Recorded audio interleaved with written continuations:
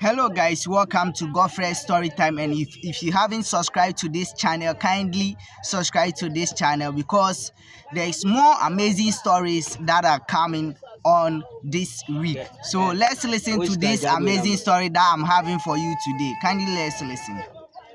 Hello, beautiful people. Welcome to Godfred's Storytime. My name is Margaret and I am 68 years old. I live in a little town in Georgia, right in the middle of peach country. I have spent most of my life in this same town. I know every street, every church bell, and every face at the grocery store. My life has not always been easy, but it has always been mine. And today I want to share something with you that happened to me last Thanksgiving. Something that broke my heart wide open. Something that changed everything. Before I get started, please hit that like button and subscribe to Godfred's Storytime so you never miss a single story. Now let me tell you what happened. My daughter's name is Nicole. She is 38 years old. Nicole is tall and pretty, and she got her father's eyes and my stubbornness. When she was little, she used to follow me around the kitchen asking a million questions. Why does bread rise? Why does onion make you cry? Why do you put sugar in the cornbread? She was the most curious child I had ever seen, and I loved every single question she asked. I raised Nicole by myself after her father, Gerald, walked out on us when she was just 4 years old. Gerald was not a bad man, but he was not ready to be a father. He left to go find himself, that is what he said. He got in his truck one Tuesday morning and he drove away. And for a long time we did not hear from him. I had a part-time job at the post office when Gerald left. After he was gone, I went full-time. I also started cleaning houses on the weekends to make extra money. Some Saturdays I cleaned 4 houses back to back. My hands would be raw and red by the time I got home. But Nicole would be at the kitchen table doing her homework, and when she looked up and smiled at me, every ache in my body went away. I made sure Nicole had everything she needed. New shoes before school started every year. A coat that actually kept her warm in winter. Fresh notebooks and colored pencils. Lunches packed with love every single morning. When Nicole got sick, I sat on the edge of her bed and sang songs until she fell asleep. When she had nightmares, I was right there. Always. I was always there. As Nicole grew up, she became someone I was deeply proud of. She studied hard. She got good grades. She won a small scholarship and went to college in Tennessee. The day I dropped her off at that dormitory, I sat in my car in the parking lot and cried for 20 minutes before driving home. The house felt so quiet without her. But I was happy. So very happy. She was building the life I had always dreamed of for her. Nicole finished college and got a job working for a health company. She moved into an apartment in Nashville. We talked on the phone every Sunday without fail. She came home for Christmas and summer. We were close. We were really, truly close. Then Nicole met a man named Bryson. Bryson was from Atlanta. He wore nice shoes and had a job in finance. Nicole called me one evening, her voice full of sparkle, and told me she had met someone really special. I could hear how happy she was, so I was happy too. They dated for a year and a half and then got engaged. Nicole called me the night Bryson proposed. She was laughing and crying at the same time. I was laughing and crying right there with her. Their wedding was on a Saturday in October. The leaves were red and gold.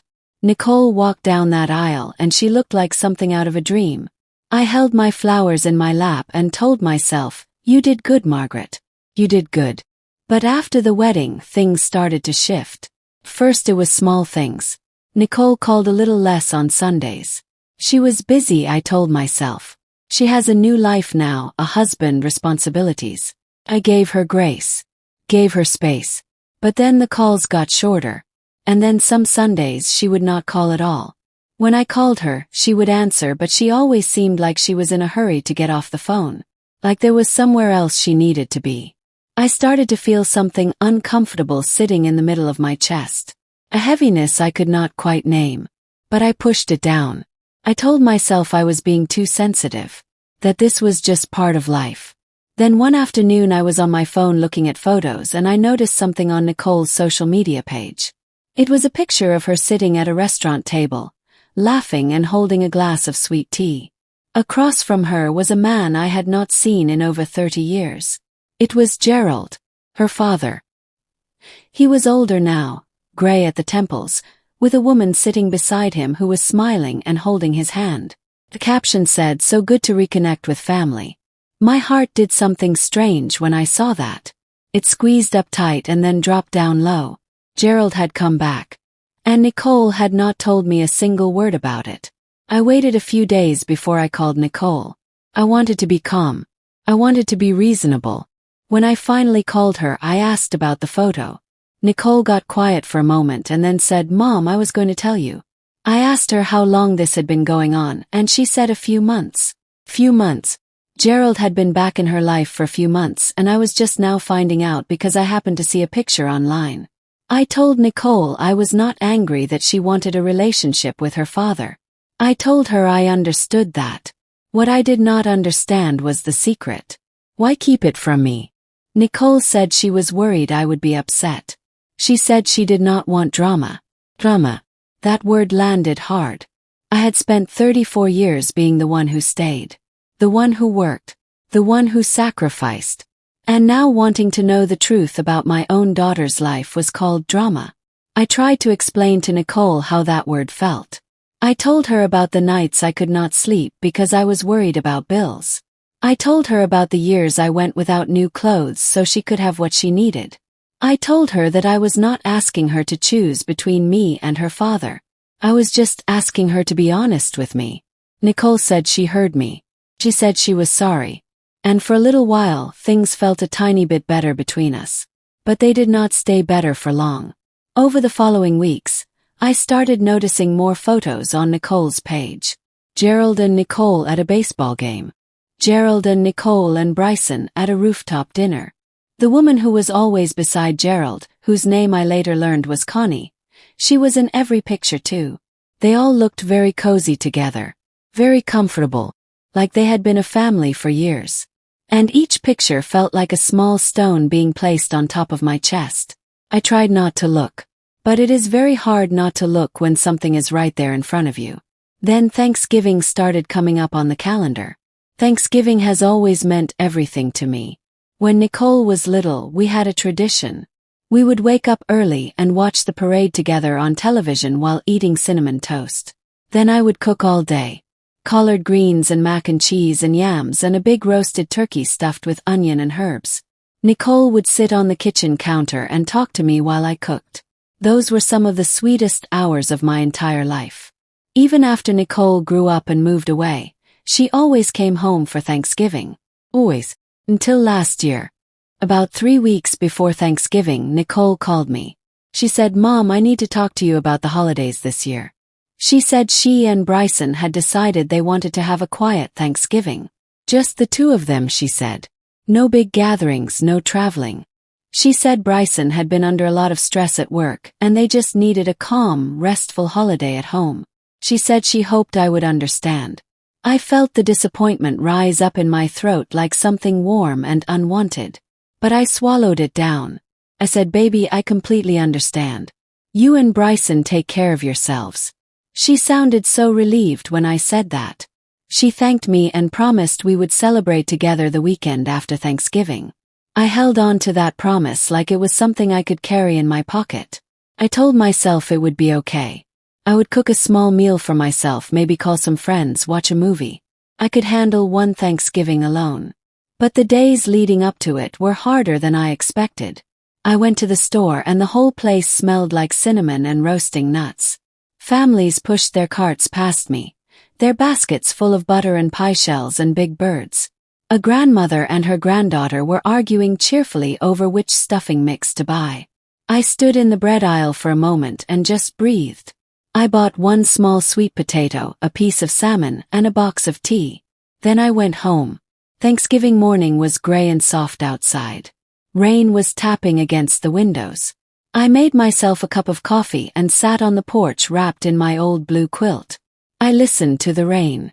I thought about all the Thanksgivings before this one. I thought about Nicole's little face across the table, her cheeks shiny with yam glaze, asking for a second piece of pie with her eyes before she even opened her mouth. I missed her so much it felt like a physical thing inside me. After a while I went inside and cooked my salmon and my sweet potato. I sat at my kitchen table. I said grace out loud even though I was alone because I always say grace. And I ate my quiet little meal. After lunch I washed my dishes and then I picked up my phone. I told myself I was just going to look at some photos from friends and neighbors. Just something light and cheerful to lift my spirit. But when I opened the app, the first thing I saw was a post from Nicole. And the world went sideways. It was not a photo of a quiet evening at home. It was not a picture of Nicole and Bryson alone. It was a whole collection of photos. A full, gorgeous, enormous Thanksgiving dinner. A long table covered in a beautiful cloth with candles lit all down the middle. Dishes and dishes of food crowding every inch of the surface. And people. So many people. I counted at least 18 people in those photos. There was Bryson's family. There was Connie, Gerald's wife, laughing with a glass raised up. And there, at the head of the table, wearing a proud smile like he had built the world himself, was Gerald. He was carving the turkey. My daughter was beside him, her arm linked through his, grinning the biggest grin I had seen on her face in years. The caption said, "So grateful for this beautiful blended family. Gobble gobble." And below the photo, all the likes and the hearts and the comments saying beautiful family and love this so much. I sat in my chair and I could not move for a long time. The rain was still falling outside. My plate was still on the drying rack. And my daughter, who had told me she wanted a quiet and intimate holiday, was in the middle of what looked like the grandest Thanksgiving party I had ever seen. Without me. The woman who had raised her alone. The woman who had worked herself raw so she could have a life. I was alone at my table with a piece of salmon. And Gerald, the man who drove away when she was 4 years old, was standing at the head of a long table carving a turkey like a king. Something changed in me in that moment. I do not know exactly how to explain it. It was not just sadness. Sadness I had felt before. This was something that started down low and rose up steady and strong. It was the feeling of a woman who has been patient for a very long time finally running out of patience. I put my phone face down on the table. I sat very still. I thought about what I wanted to do. And then, slowly, I picked up my phone again. Not to call Nicole. Not yet. First I needed to think clearly. I made myself another cup of tea. I went back to the porch. And I sat with my thoughts in the rain. Now, there is something I need to tell you that is very important to this story. The house that Nicole and Bryson live in. The one where that big Thanksgiving dinner was happening. That house belongs to me. I bought it 12 years ago as an investment property. When Nicole and Bryson got married and were looking for a place to live in Nashville, I offered to let them stay there. I charged them very little rent because they were just starting out and I wanted to help. I told Nicole that when they got more settled, we would talk about making the arrangement more official. But 2 years had passed and nothing had changed. They were still living in my house. And I was sitting alone in the rain. I did not call Nicole that night. I needed to sleep on it. I also knew that if I called her right then, I would say things out of pain rather than out of purpose. And I have learned after 68 years of living, that words said from pain can do damage that takes years to undo. So I prayed. I went to bed. I slept a light, restless sleep. In the morning I made my coffee and I sat down and I asked myself one question. What do you actually want, Margaret? Not what do you want to say. Not what do you want her to feel. What do you actually want to come out of this? And the answer when it came was simple. I wanted my daughter back. But I also knew that wanting her back did not mean pretending nothing had happened. Forgiveness is one thing. Being a doormat is another. And I had spent enough of my life learning the difference between the two. I called my cousin Evelyn first. Evelyn is 71 years old and she has seen everything life can throw at a person. She does not sugarcoat. She does not flatter. She tells you the truth wrapped in love, and you are always better for hearing it. I told Evelyn the whole story. When I finished, she was quiet for a moment and then she said, "What does your gut tell you?" I said, "My gut tells me I need to do something." She said, "Then do something. Do it right. But do something." After I got off the phone with Evelyn, I called my property lawyer. His name is Mr. Owusu, and he has handled my property matters for many years. I told him I needed to talk about the house where my daughter was living. I told him I wanted to understand my legal options. Mr. Owusu listened carefully. He asked a few questions about the current arrangement, the rent, the agreement, all of it. Then he told me clearly what I could and could not do. He told me that because there was no formal lease, I had the legal right to request that they vacate the property. He said he could send them a formal notice. He said the choice was mine. I thought about that for a long time. I did not want to destroy my daughter's life. I did not want to leave her homeless. But I did want her to understand that what she had done had consequences. Real ones. Not just hurt feelings that go away after an apology. Real lasting consequences. I decided that I would have Mr. Owusu prepare a formal notice. Not to be cruel. Not to punish. But to be real.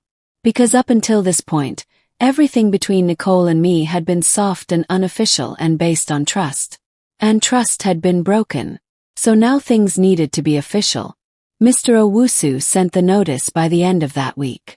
It was a formal document stating that the current informal rental arrangement was being reviewed, and that Nicole and Bryson would need to either enter into a formal lease agreement or begin making arrangements to vacate. When Nicole received it, she called me immediately. Her voice was shaking. She said, "Mom, what is this? What is going on?" I said, "Nicole, I think you know." She started to cry. She said she could not believe I would do this. She said she thought I was trying to destroy her marriage. She stayed calm. I told her I was not trying to destroy anything. I told her I was trying to be seen. I told her I was tired of being invisible. Nicole went quiet on the other end of the line. And in that quiet, I could almost feel her thinking, shifting, processing. She said, "Mom, can we please meet and talk?" Said yes. I said that was exactly what I wanted. We agreed to meet the following Saturday at a diner halfway between her city and mine. In the days before that meeting, I wrote down the things I wanted to say. Not to be dramatic or prepared like a speech. Just so I would not lose my way if emotion took over. I wrote down 3 things. 1. I love you. 2. I deserve honesty. 3. If you want things to stay the same, things have to change. I read those 3 lines every morning that week. Saturday came and I drove to the diner. It was the kind of place with red booths and laminated menus and waitresses who call you honey. Nicole was already there when I arrived. She was sitting in a corner booth with her hands wrapped around a mug of coffee. She looked like she had not slept well. When she saw me walk in, her eyes filled up. I sat down across from her. I did not rush to speak. I ordered my tea. I looked at my daughter. And I waited. Nicole was the first to talk. She said, "Mom, I am so sorry." I said, "Tell me more than just sorry. Tell me what you are sorry for." And she did. She talked for a long time. She said she had been afraid to tell me about Gerald coming back because she knew how much pain he had caused me. She said she thought if she kept it separate, it would be easier. She said she told herself she was protecting me, but she could see now that she had actually just been avoiding something hard. She said she should have been honest from the beginning. She said Thanksgiving was a huge mistake. She said she had let Gerald and Connie talk her into a bigger gathering, and she panicked and did not know how to uninvite them after she had already told me it would be quiet. So she said nothing. She chose silence. And she hated herself for it. I listened to all of it. I did not interrupt. When she was done, I told her what I had written down. "Love you. I deserve honesty. Things are going to stay the same, things have to change." Nicole wiped her eyes. She nodded. She said she understood. She said she wanted to do better. Then she asked me about the house notice. She asked if I was really going to make them leave. I told her I had not decided yet. I told her that depended on what happened next. What she did next. Not what she said. What she did. Because I had heard sorry before. What I needed to see was different behavior. We stayed in that diner for almost 2 hours. By the time we left, neither one of us had everything figured out. But something had opened up between us that had been closed for a long time. A real, honest conversation. No more softening or dancing around the hard things. On the drive home I felt tired but lighter at the same time. Like I had been carrying something heavy on my back for months and I had finally set it down. I did not know yet what would happen next. But I knew I had done the right thing by speaking up. By not just swallowing my pain and pretending everything was fine. The weeks after that meeting were a test. I was watching. Not in a suspicious way. Not counting Nicole's mistakes. But paying attention. Noticing whether her words matched her actions. The first thing I noticed was that she called me the very next day. Just to say hi. Just to say she was thinking about me. The day after that, she texted me a picture of a flower arrangement she had made from grocery store blooms. She said it reminded her of the flowers I used to put on our kitchen table when she was little. That tiny detail, that she remembered those flowers, made my eyes sting. The following week she drove down to see me in person. She showed up at my door on a Thursday afternoon unannounced. She had a container of soup she had made from a recipe I taught her years ago. She came in and we sat at my kitchen table and we talked for 3 hours. Really talked. About her marriage, about her hopes, about how strange it felt to suddenly have a father in her life after so many years without one. She talked about Gerald carefully, gently, like she was aware of every word she was choosing. She was not pretending Gerald did not exist. But she was showing me that she understood the difference between welcoming him and erasing me. She also told me something that took courage to say. She told me that Bryson had encouraged the big Thanksgiving. He had said it would be a good chance to bring everyone together. And she had gone along with it without thinking about how it would look, without thinking about me sitting alone. She said Bryson had since apologized to her and acknowledged that it had been the wrong call. She said Bryson wanted to apologize to me in person when I was ready. That surprised me. I told her I would think about it. Because I was still processing. And I was not going to rush myself. A few days after Nicole's visit, I had another conversation with Mr. Owusu. I told him things were moving in the right direction but that I was not ready to fully withdraw the notice yet. He said that was perfectly within my rights. He said I could let it sit there like a reminder while Nicole and I work things out. And that is what I did. I left the notice in place. Not to threaten, but to keep everything real. 'Cause one thing I have learned about life is this. When nothing is at stake, it is easy to make promises. But when something real is on the line, that is when you find out what a person is truly made of. Christmas was coming now. The question of the holidays was sitting between us like something neither of us wanted to touch first. I did not bring it up. I let Nicole bring it up. And she did about 3 weeks before Christmas. She called me on a Sunday morning, our old Sunday call time, and she said, "Mom, I want to come home for Christmas. I want to be with you." I said, "What about Gerald and Connie?" She said she had already spoken to Gerald. She told him that Christmas this year would be with her mother, and that she hoped he understood. She said Gerald had been gracious about it. He said he respected her decision. I sat with the phone against my ear and I thought about that for a moment. Nicole had made a choice. Clear one. Not because I demanded it. Not because I had given her an ultimatum about Christmas. But because she decided on her own that I mattered enough to prioritize. That is a different thing entirely from being told to do something. When a person chooses you because they genuinely value you, it feels completely different from when they choose you because they have no other option. And in that moment, I felt something loosen in my chest that had been tight for a long, long time. Told Nicole yes. Come home for Christmas. We planned it together over the following weeks. She asked about the menu and I told her every dish she wanted to make and she wrote it all down. She asked about the decorations and I told her where I kept the old ornaments in the attic. The ones she had made as a child, the handprint ones and the little clay ones she had painted at school. She laughed remembering them. Laughed too. Felt for the first time in a very long time like talking to my daughter again. My real daughter. The one who used to sit on the kitchen counter and ask me why bread rises. Christmas itself was wonderful. Nicole and Bryson arrived on Christmas Eve afternoon. Bryson carried in the bags while Nicole immediately tied on an apron and came into the kitchen to help me cook. We made everything. Sweet potato pie and honey-glazed ham and green beans with bacon and skillet cornbread, and a pot of the best potato soup you have ever tasted. Bryson sat at the kitchen table peeling potatoes, and he was genuinely helpful and kind. At one point he looked at me and said, "Mrs. Margaret, I owe you an apology. I want you to know I understand now that Thanksgiving was handled badly, and I am truly sorry for the part one played." He said it simply and directly. I appreciated that. I told Bryson I accepted his apology. I told him all I had ever wanted was honesty and inclusion. He nodded and said he understood that now. We shook hands and that was that. No long drawn-out conversation, no more tears. Just two people being real with each other and moving forward.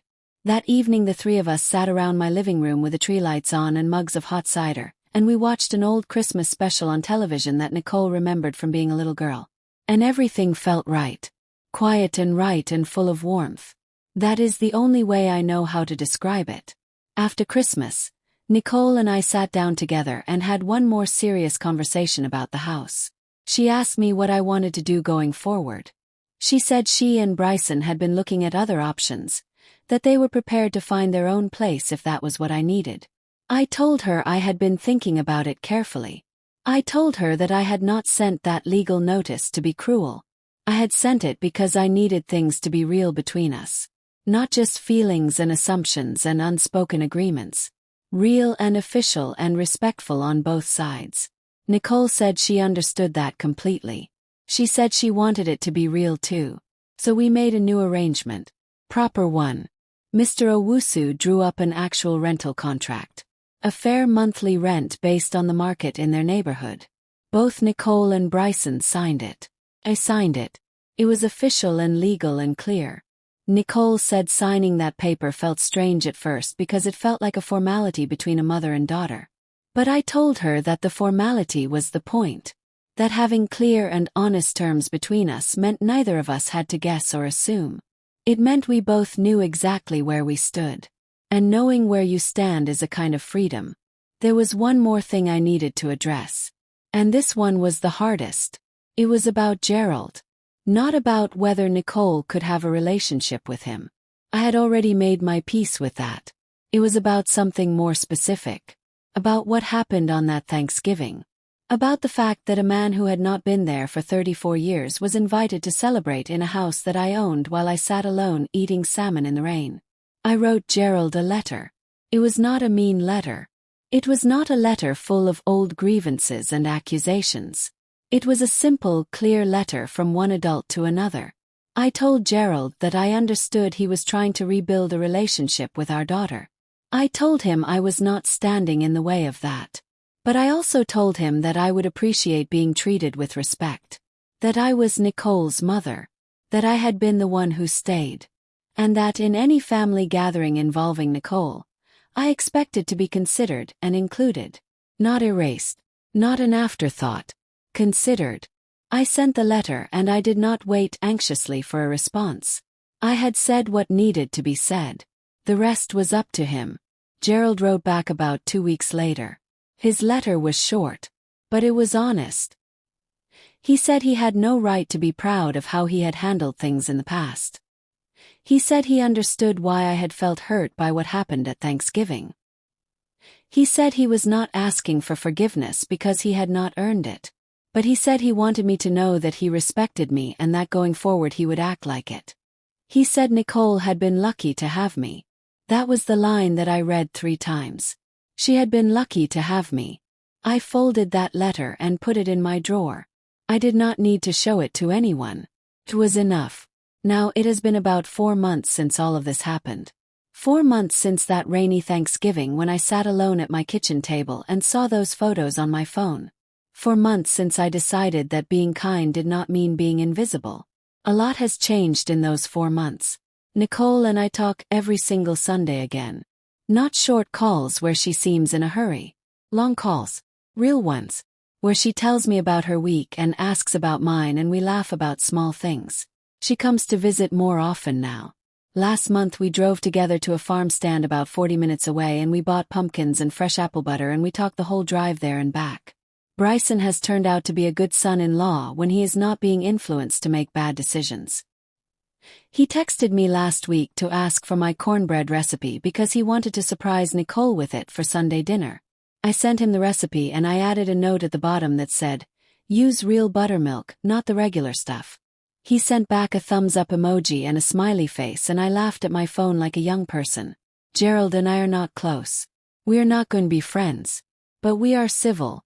We are respectful. Nicole had a birthday dinner last month and both Gerald and I were there. It was the first time I had been in the same room as Gerald in over 30 years. It was strange, I will not pretend otherwise. But it was manageable. We said hello. We sat at opposite ends of the table.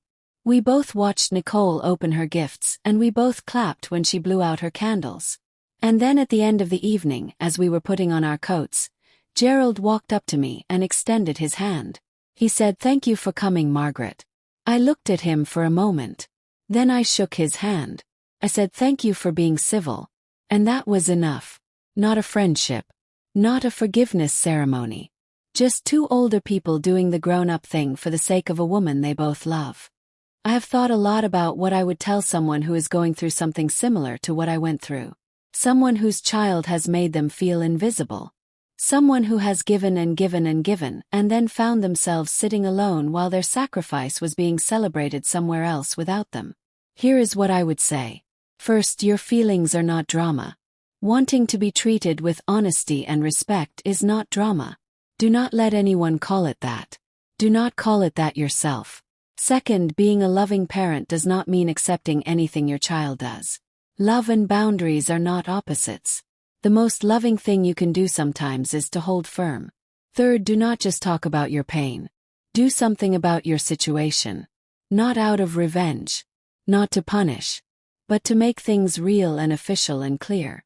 Because when things are clear, people understand what is actually at stake. And when people understand what is at stake, they tend to make better choices. Fourth, give people a real chance to change. Not just one phone call. Not just one tearful apology.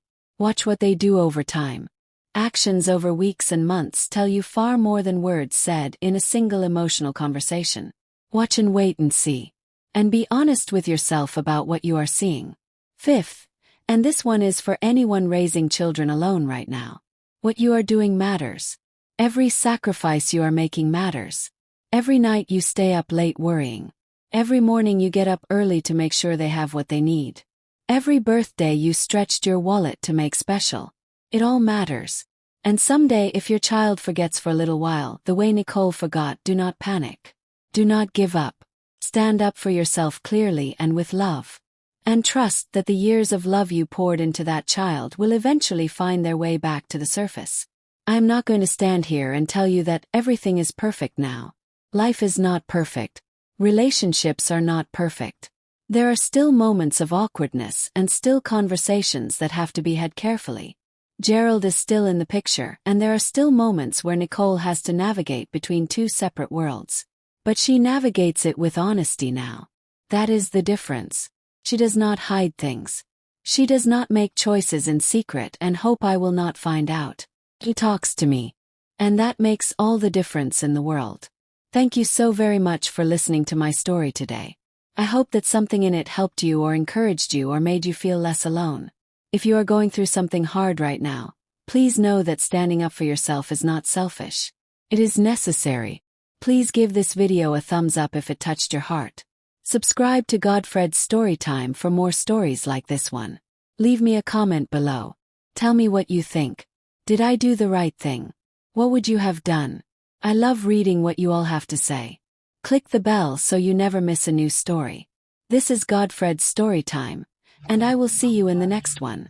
Okay guys, so this is the end of the story, and tell me what you've learned from this story in the comment section, and don't forget to subscribe to this channel for more revenge stories. Thank you for watching. Goodbye now.